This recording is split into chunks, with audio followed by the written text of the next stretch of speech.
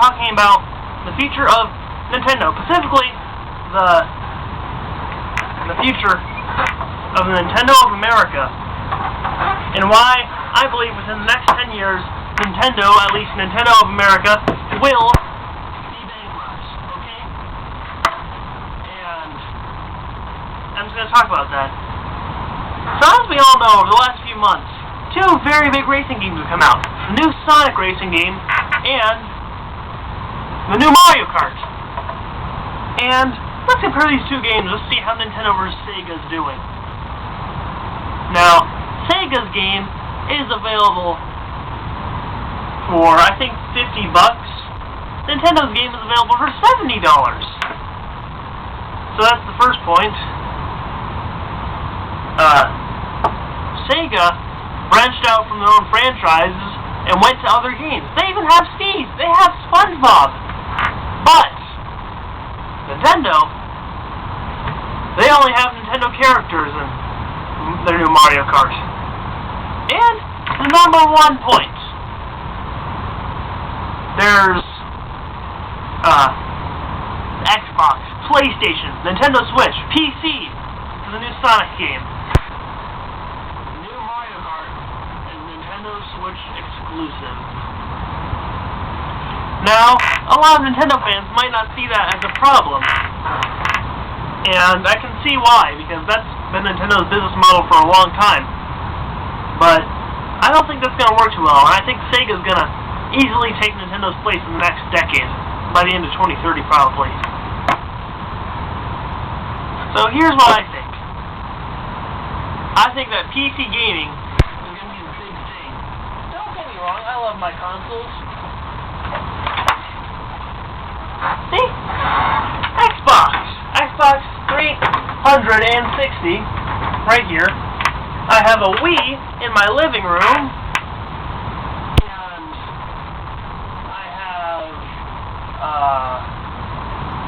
I used to have one of those Pac-Man things you play into your TV. I have a Nintendo Switch, and yeah, those are good consoles. I have a DS, a 3DS, an original, and those are all very good consoles, and I enjoy playing them very much. But they don't have the versatility that PC does. And Sega realized that PC is much more versatile, and it has a much larger range than consoles ever could. And that's why Sega's putting their games on PC as well. They can reach a much wider audience. Now, Nintendo's whole thing is brand exclusivity. And their brand exclusivity is that they only make their games. No one else can. They don't even allow fan games. They don't allow retro emulators of their games. They don't allow that sort of thing. Sega does. If you emulate the original Sonic, they're not going to care. But if you emulate a Nintendo game, they're going to be mad. Now, they can't do anything unless they're the ones selling it. But they're still going to be mad at you. But Sega, they actually encourage fan games. So, Nintendo doesn't let you make fan games, but Sega does. So that's the big difference right off the bat. Sega's much more friendly to their audience. They're a much more ethical company the way I see it, because they let people make their own video games that have their characters, as long as they don't make money off of it. But Nintendo doesn't do anything like that. And, I think it's going to do them in eventually. I think that Sega, they're not being greedy. And greed might benefit you in the short run, but in the long run, it won't help you at all. Because in order to play a new Nintendo game, you have to buy a $500 United States dollar console.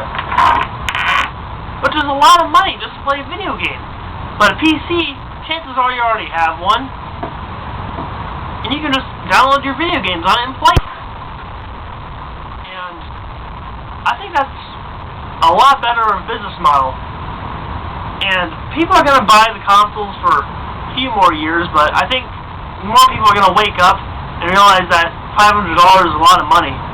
So, if you spend all that on one thing, then you won't be able to spend on other things. But if you just download a game for a tenth of that, then you can enjoy Sega video games a lot more. And don't get me wrong, I love Mario. I actually have Mario right here. I have Mario right here on this stick. And I also have Sonic. And Sonic's bigger than Mario because I like Sonic better than Mario. Don't get me wrong. I love my Super Mario 64. And it's great. But I started getting into Sonic games lately. I'm going to make a Let's Play soon of Sonic. And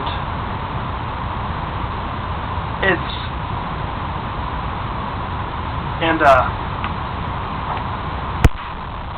feel like Sonic's a much better game than Mario. Just a better franchise because it's just more creative, it's better. And I think Mario's really past its prime. It peaked at Super Mario 64. That one was the best ever made. Possibly the best three-dimensional platforming game ever. But after that, it really fell off, and all the games started being the same. They couldn't really innovate past what they had. Sonic, on the other hand, they keep doing all sorts of things. There's stories, rather than just the princess being kidnapped. There's all sorts of stories. I don't know what they are, but from what I've heard, they're different. I'm gonna start playing Sonic more. They made one Mario movie. Two, actually, including the one that was made in 1993. But they made 3 Sonic movies, so that'll tell you what you need to know about that. And anyways, in conclusion, Nintendo is being so greedy that they are going to eat themselves. And that's going to cost them. And Sega is going to take over and become the #1 video game company in the world. Well, that's it for this video. Steelfus Gaming, signing out.